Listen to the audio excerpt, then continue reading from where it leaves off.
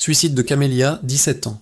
Harcèlement scolaire, silence institutionnel et une responsabilité qui interroge. France, Seine-et-Marne. Camélia avait 17 ans. Elle était lycéenne à Mitry-Mory, scolarisée au lycée Honoré de Balzac.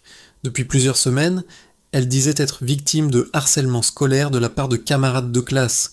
Sa famille ne s'est pas tue. Elle a alerté l'établissement. Un courrier a été envoyé à la direction pour signaler la situation.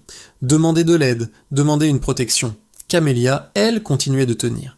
Mais le harcèlement use, isole, fragilise. Et quand une adolescente demande de l'aide, chaque mot compte, chaque geste compte. Le 13 janvier, Camélia est convoquée dans le bureau du proviseur, en présence de ses harceleurs présumés.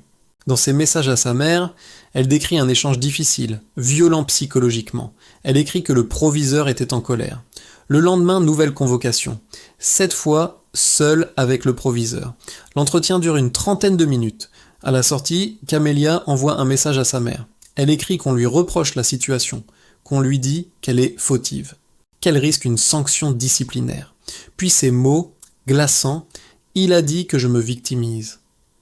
Quelques minutes plus tard, elle envoie un dernier message. « Je t'aime et t'es la meilleure maman du monde ». Camélia quitte le lycée. Moins d'une heure après cet entretien, elle met fin à ses jours. Aujourd'hui, une famille est brisée, une adolescente n'est plus là. Et une question demeure. A-t-elle été écoutée ? Abonne-toi. Parce que dans la partie 2, on va parler de ce qui fait désormais polémique, la mise en cause du proviseur et la responsabilité de l'institution scolaire.